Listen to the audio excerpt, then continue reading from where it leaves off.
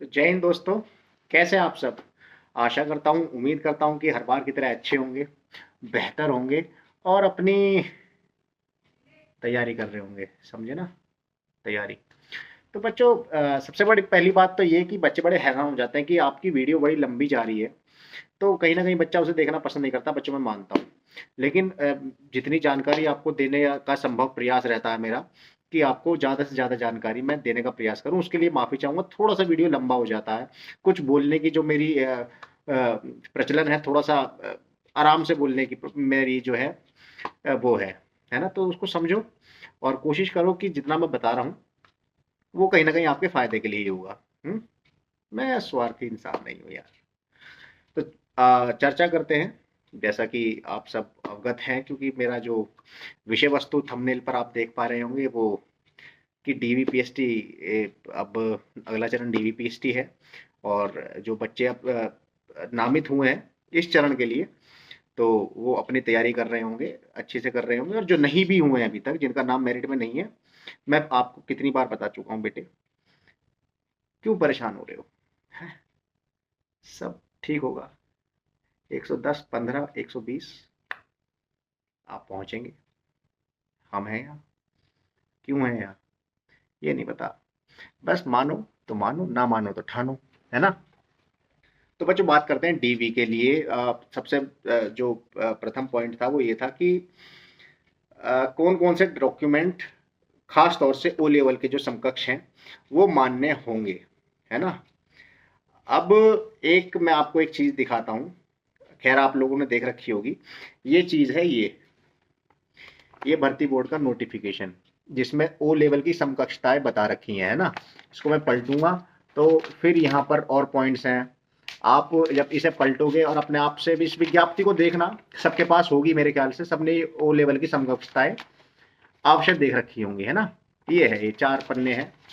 1, 2, 3, 4, ये यहाँ रख दिया मैंने। जो इसे पढ़ ले और पढ़ के समझ जाए भैया, तो वो मेरे को भी समझाना, क्योंकि मेरे पल्ले ये बिल्कुल नहीं पड़ रही। और मैंने, आप लोगों ने भी बहुत सारी वीडियो देखी होगी, बहुत से यूट्यूबर्स ने इसके बारे में बड़ी अपनी जानकारी के रखते हुए इसके बारे में बताया है, घंटा बताया है। कुछ नहीं जानते इसके बारे में। इसमें जिसने बनाया होगा, चलो मैं हर चीज नहीं बोलूंगा, लेकिन ये मेरे पल्ले नहीं पड़ा। भाई ऐसी बात नहीं कि मैं अनपढ़ हूं या मेरे अंदर समझदारी की थोड़ी बहुत कमी है, लेकिन अगर आप पढ़ने बैठेंगे, या आप जिनको देख रहे हैं यूट्यूब पे, उनसे मैं सवाल कर दूंगा व्यक्तिगत, अगर वो जवाब दें तो, कि भैया इस पॉइंट में ये लिखा है, इसका मतलब क्या है। अगर इसका मतलब ये है तो इसका मतलब क्या है, मैं भी आपको बताऊंगा। है ना। ये मेरे समझ में नहीं आया, आपकी समझ में आता हो तो प्लीज वेलकम, मेरे को बताना। है ना। मैं डिटेल में मेरी मेल पे चले जाना, डिस्क्रिप्शन में आपको मिल जाएगी, और मेरे को बताना कि भैया क्या है ये। भाई मेरे ना पल्ले पड़ रही, बिल्कुल नहीं पड़ रही। अच्छा, आते हैं। तो बच्चों, डीवी पीएसटी के लिए बता रहा हूँ। जो डीवी में जा रहे हैं, पीएसटी छोड़ देते हैं, डीवी डीवी, क्योंकि डॉक्यूमेंट वेरिफिकेशन का खेल है। डीवी में बच्चों क्या मान्य नहीं होगा, स्पष्ट रूप से बता रहा हूँ। जिन्होंने साक्षरता मिशन के माध्यम से जितने भी इंस्टीट्यूट चल रहे हैं भारत के अंदर, उनके द्वारा निर्गत जितने भी सर्टिफिकेट्स हैं, है ना, जिन पे बोल्ड बोल्ड अक्षरों में लिखा होगा ऊपर, सर्टिफिकेट के ऊपर ध्यान रखना इस बात का, बोल्ड अक्षरों में लिखा होगा कि एनसीटी के अंदर रजिस्टर्ड, एनसीटी दिल्ली में रजिस्टर्ड है, मिनिस्ट्री ऑफ लेबर के अंडर आ रही है, गवर्नमेंट ऑफ इंडिया है, और आईएसओ 2009 प्रमाणित है। पता नहीं क्या है, आईएसओ सर्टिफाइड है, क्या है क्या नहीं है वो जाने। और जो है सोसाइटी ट्रस्ट एक्ट के अंदर रजिस्टर्ड है। बच्चों कुछ नहीं है ये। ठीक है, ये एक पखेल है मेरी नज़र में। इसका आपका समकक्षता ओ लेवल के बराबर ये नहीं है। है ना। आपने, आपको लग रहा हो कि हाँ मैंने यहाँ से एडीसीए करा है 1 साल का, मैंने डीसीए करा, मैंने पीजीडीसीए करा है, करा होगा। मैं कुछ नहीं कहूंगा, लेकिन ये सर्टिफिकेट मेरी नज़र में, भाई देखो, अपनी तरफ से प्रयास करना। है ना। अपनी तरफ से आप जाइए डीवी में से लेकर, क्या पता तुक्का लग जाए। है ना। हो सकता हो भाई वो भारत सरकार देख के शायद पैनल में जो अधिकारी होगा डीवी के, वो शायद मुझसे समझदार ना हो, वो कह दे हाँ इस पे तो गवर्नमेंट ऑफ इंडिया लिखा है तो ये तो एप्लीकेबल है तो ये चल जाएगा, तो आप चलाइएगा, है ना। लेकिन मेरे से ये देखिए, मैं तसल्ली नहीं दूंगा, 99.9% ये वाले सर्टिफिकेट्स नहीं चल पाएंगे, है ना। अफसोस के साथ कहना पड़ेगा। हाँ, ये साक्षरता मिशन हो गई, साथ ही साथ ऐसे ही पैरेलल में काफी सारे इंस्टीट्यूट्स हैं प्राइवेट, आप सबको पता है ना। कोई और है, प्राइवेट संस्थान है, वो इस तरीके के जारी कर रहे हैं, और उनकी वेबसाइट पर, एकमात्र उन्हीं की वेबसाइट पर आप जाएं, आप ऑनलाइन, आपको रिजल्ट भी मिल जाएगा आपका, है ना। आप देख सकते हैं, खुश हो जाते हैं कि हाँ मेरा वेरिफिकेशन हो गया, और अब मुझे कोई दिक्कत नहीं है, मैं जाऊंगा डीवी में, मेरा हो जाएगा। बेटे ये रजिस्ट्रेट, ये वाले सर्टिफिकेट वैध नहीं है, ठीक है। उसका कारण क्या है, जो संस्था है, जो संस्था है, उसको सिर्फ ये कोर्स चलाने की सरकार ने अगुवाई कर रखी है। हाँ आप चलाइए अपने स्तर से, हमें कोई समस्या नहीं है ना। आप बच्चों को कंप्यूटर की एजुकेशन देना चाहते हैं, आप चला दें, आप सर्टिफिकेट दे दें। तो इस बिहार पर उन्होंने कहा हमें यहाँ यहाँ से जो है सर्टिफाई कर रखा है। चलो बात भी सही है उनकी, कि उन्होंने जो है ट्रस्ट एक्ट में जाके, जबकि ट्रस्ट एक्ट एमएसएमई का एक जो है माइक्रो, मीडियम, स्मॉल, ये एंटरप्रेन्योरशिप या एंटरप्राइजेस, इनके लिए वो बना हुआ है। इसका कोई सरकार से लेना देना नहीं है। इसका मतलब तो ये हो गया ना कि आपका जो घर है, भाई मैंने घर खरीदा एक, है ना, मैंने क्या करा, उसकी रजिस्ट्री करवाई रजिस्ट्रार ऑफिस से, रजिस्ट्रार ने उस पर साइन मार दिया कि हाँ आज से इसका मालिक अमर है, इसका जो ओनर है वो अमर है, ठीक है, मान लिया मेरा हो गया। अब मैं कह दूं घर जो है मेरा, रजिस्ट्रार ने जो है ये वेरीफाई किया है, मेरे नाम लिखा है, ये इसके साइन है, मेरा घर सरकारी है, प्राइवेट तो है ही नहीं, ये तो सरकारी प्रॉपर्टी हो गई। बेटे वो नहीं कह रहा है ना, आप समझो मेरा तर्क क्या कह रहा है। तो इसलिए निराश ना हो, आपको लग रहा हो कि मैं गलत गलत कह रहा हूं, तो ठीक है, मेरे से बाद में मैं माफी मांग लूंगा अगर ये बात गलत होती है तो। लेकिन ये मैं 99.9% श्योर कि ये सर्टिफिकेट नहीं चलेंगे, है ना। दूसरा, डीवी में स्पष्ट है कि आपके पास या तो ओ लेवल, नीलिट या डोइक सोसाइटी, जो वैधता के साथ ओ लेवल आपको देती है, प्रोवाइड देती है, गवर्नमेंट संस्था है, आप ऑनलाइन जा सकते हैं, कर सकते हैं, घर बैठे बैठे तैयारी करें, पेपर देने के लिए आपको जाना पड़ता है, वो आपके पास है, उससे बेहतर कुछ है ही नहीं, ठीक है। और ये जो फर्रा भैया, ये वाला, ये मेरी समझ में नहीं आ रहा, ठीक है, इसका कारण बता रहा हूँ क्यों नहीं आ रहा।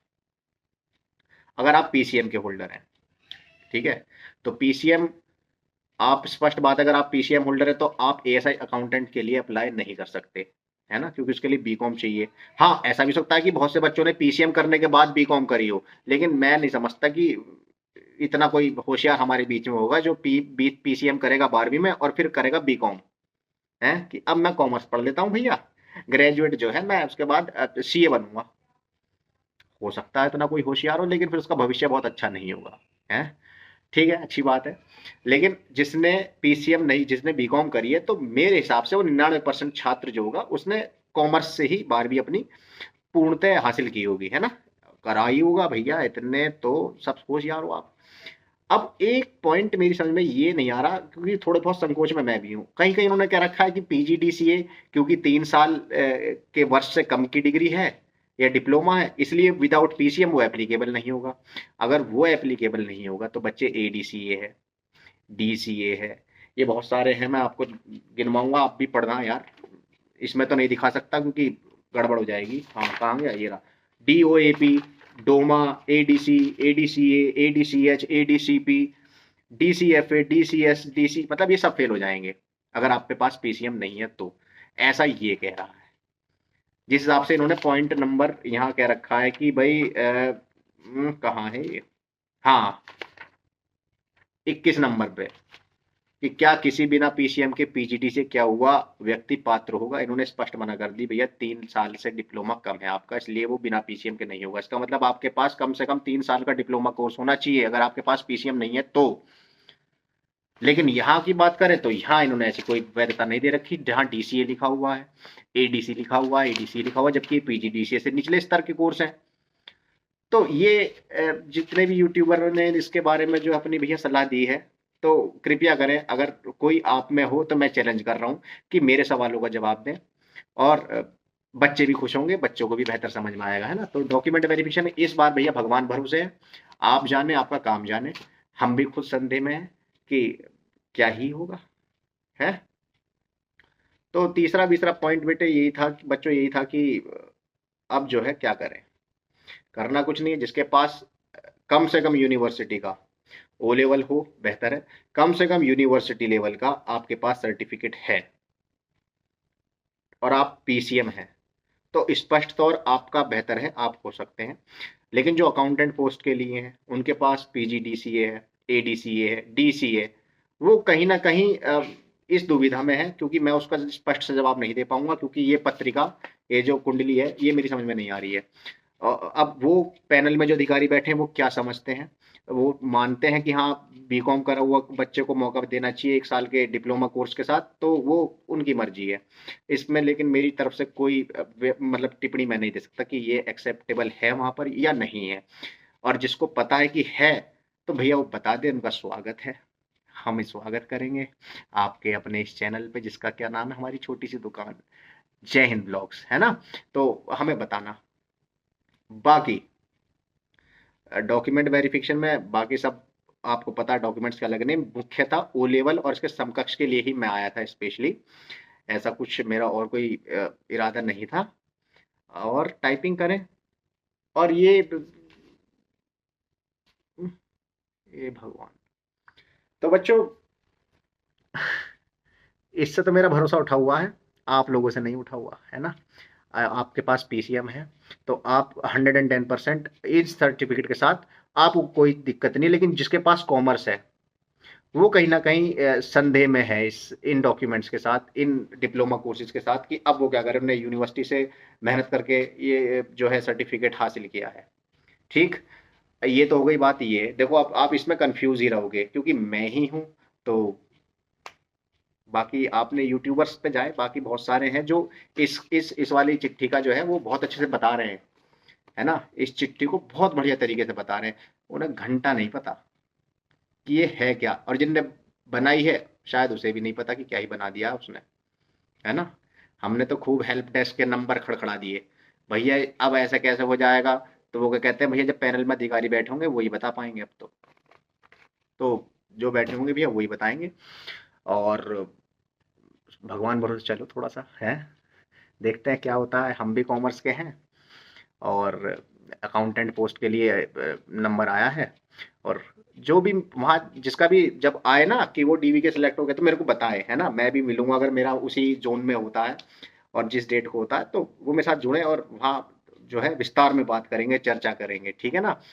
अब बात आती है बच्चे जिनके पास है डॉक्यूमेंट्स, चाहे वो बीकॉम से है चाहे साइंस से है, ये बात हो गई अलहदा, इसे कर देते खत्म। मेरे 2 बिंदु खत्म हो गए। मैं कोशिश कर रहा हूँ आज जल्दी करने की वीडियो, लेकिन कितने मिनट की, 13 मिनट की हो गई देखो अभी भी। अब तीसरा पॉइंट रह गया बच्चों की, यदि आपने किसी भी यूनिवर्सिटी से या संस्था से, अगर गवर्नमेंट से किया है तो कोई परेशानी वाली बात नहीं है। यदि आपने किसी प्राइवेट कॉलेज या यूनिवर्सिटी से किया है जो यूजीसी के अंदर आती है, तो अपना डॉक्यूमेंट अवश्य वेरीफाई करवा लें, है ना, जरूर करवा लें। आपने चाहे डिस्टेंस से करा है, आपने रेगुलर से किया है, या कैसे भी किया है, वो एक अच्छा हथियार आपके पास रहेगा भविष्य में। क्योंकि आपको पता है भर्ती बोर्ड के पास बहुत सारी यूनिवर्सिटीज की लिस्ट गई हुई है, तो वो थॉरली फिजिकल वेरिफिकेशन जब होगा डॉक्यूमेंट्स का, तो वो चीज़ें सामने आएंगी कि हाँ इस यूनिवर्सिटी के ऊपर बच्चे को पूरी तरीके से संज्ञान मिलो। कहीं अगर हल्की सी भी यूनिवर्सिटी के द्वारा मिस्टेक होगी तो वो आपके ऊपर आ जाएगी। तो इसके लिए अपना डॉक्यूमेंट वेरीफाई करवाएं यूनिवर्सिटी से, आरटीआई के माध्यम से कराएं, डाक के माध्यम से कराएं, या उनका कोई प्रोसीजर है वेरिफिकेशन करने का, उस प्रोसीजर के तहत आप लोग अपना जो है वेरिफिकेशन कराएं। ठीक है बच्चों, ये तो रही ये बात। स्पष्ट बोलता हूं, देखो अगर मेरे को कोई जानकारी नहीं है, जैसे इसके बारे में बिल्कुल नहीं है, और जिसको है मैंने सुन लिया, सबको, किसी को नहीं है, जितना मैंने देख लिया किसी को भी नहीं है। आपको है तो आप मेरे को बता सकते हैं कि स्पष्ट होना चाहिए भैया। देखो मेरे सामने अगर आप आओगे तो मैं इतनी लंबी ये ऐसे सीढ़ी ऐसे जाएगी, तुम्हारा मोरल भी ऐसे डाउन कर दूंगा मैं। इतने बड़े बकैत हैं फिर हम, है ना। तो इसको जो पढ़ चुका है और उसे बेहतर पता है संज्ञान इसका, तो वो हमारे साथ आए। हम खुली डिबेट के लिए जो है, वो चाहे हमें लाइव लाए, कैसे ही लाए, हम तैयार हैं, जहां कहें वहां। तो ये 3 पॉइंट हैं। और अब मजे करो, है ना। संदेह है वो बना रहेगा, देखेंगे क्या है यार। अगली बार देखेंगे नौकरी सारी। कौन सी नौकरी छूट जाएगी, मेहनत कर देंगे तो यूं मिलेगी नौकरी। तीसरा बच्चों, वीडियो तो बड़ी हो रही है, मैं आपसे बाद में बात करूंगा फिर, है ना। तो अभी के लिए इतना ही है। टाइपिंग करते रहना, है ना। वो वाली वीडियो नहीं देखी, टाइपिंग में समझाया जा रहा हूँ कि टाइपिंग करते रहो। 110 वाला, 115 वाला है, 120 वाला है, चाहे कोई भी है, टाइपिंग करते रहो, वरना बाद में क्या कहोगे, साहब टाइपिंग नहीं हुई, टाइपिंग तो तोते उड़ गए हमारे वहां, भैया हम पे ना बन पाई टाइपिंग। तो ऐसा मत कहना बाद में कि भैया वहां नहीं हो पाई, है ना। उसका कोई एक्सक्यूज नहीं रहेगा कि तुम्हारा लेफ्ट वो कीबोर्ड में बटन अटक गए, शिफ्ट का बटन छोटा था, आपकी उंगली मोटी थी, ये मैं बहाना नहीं सुनूंगा, है ना। तो मेरे से बच के रहना गुरु, है, ठीक है ना। मजे करो, आज के लिए बहुत है, बस यही तो है। गरीब चैनल है हमारी, छोटी सी दुकान, जिसका नाम है जय हिंद ब्लॉग्स। फिर मिलते हैं जल्दी, है ना।